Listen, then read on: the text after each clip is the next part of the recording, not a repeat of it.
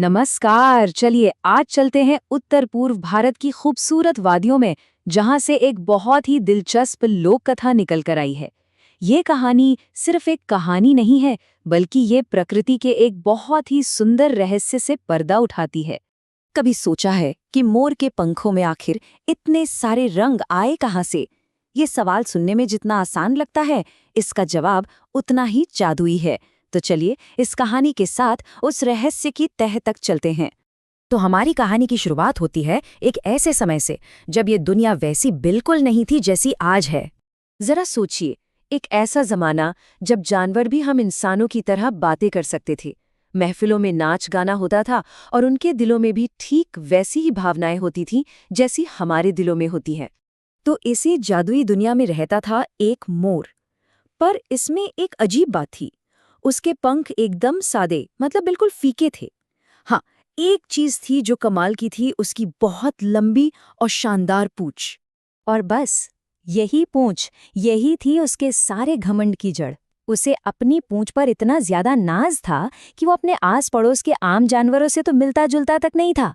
नहीं, उसकी दोस्ती तो बस बड़े बड़े घरों में रहने वाले अमीर लोगों से थी। और इसका नतीजा, धीरे धीरे इसी घमंड ने उसे अपनी ही दुनिया में एकदम अकेला कर दिया।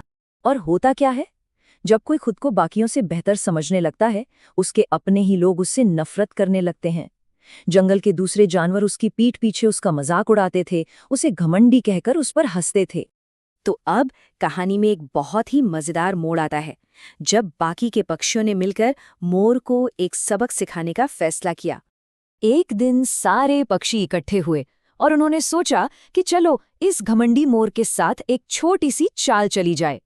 उन्हें क्या पता था कि उनकी ये छोटी सी शरारत पूरी दुनिया पर कितनी भारी पड़ने वाली थी।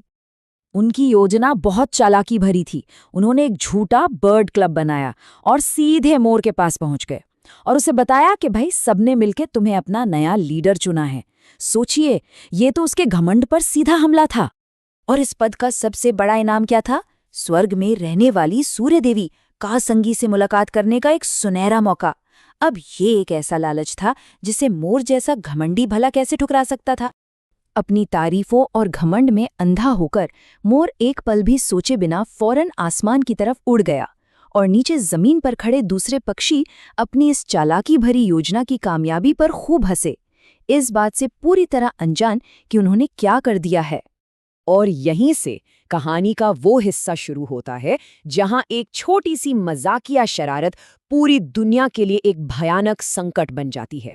उधर स्वर्ग में सूर्य देवी का संगी अपने आलीशान महल में काफी अकेली और उदास थीं।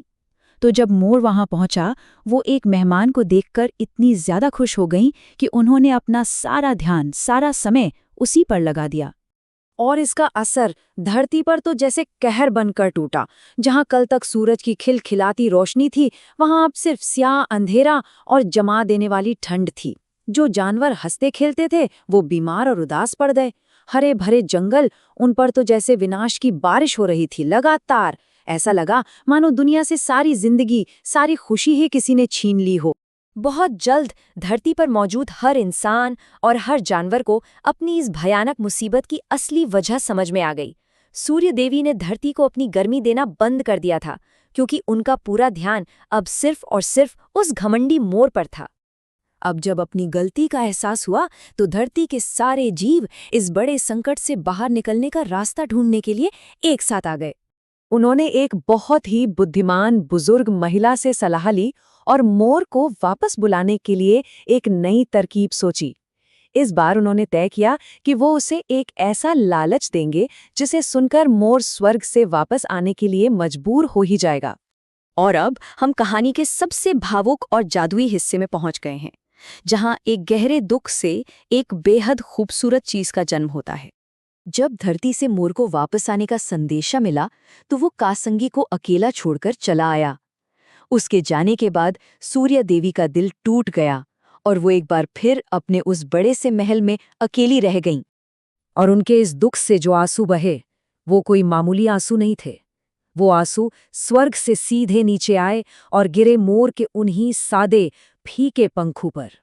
उन आंसुओं में ना देवी का दुख भी था और उनका जादू भी। और बस जहां जहां वो आंसू गिरे, मोर के पंखों पर गहरे चमकीले इंद्रधनुष जैसे रंग उभर आए। हाँ, वही रंग जो आज भी हम मोर की शान में देखते हैं। दुनिया में सूरज की रोशनी वापस लौट आई और सब कुछ फिर से पहले जैसा हो गया। लेकिन मोर वो हमेशा के लिए बदल गया। अब उसके पंखों की खूबसूरती सिर्फ खूबसूरती नहीं थी, बल्कि ये उसके घमंड की कीमत की एक जिंदा निशानी थी। ये कहानी ना हमें एक बहुत गहरे सवाल के साथ छोड़ जाती है। क्या वाकई हर खूबसूरती की कीमत घमंड या दुख से चुकानी पड़ती है? और क्या कभी-कभी जिंदगी का सबसे बड़ा सबक एक खूबसूरत निशानी बनकर हमेशा हमारे साथ नहीं रह जाता?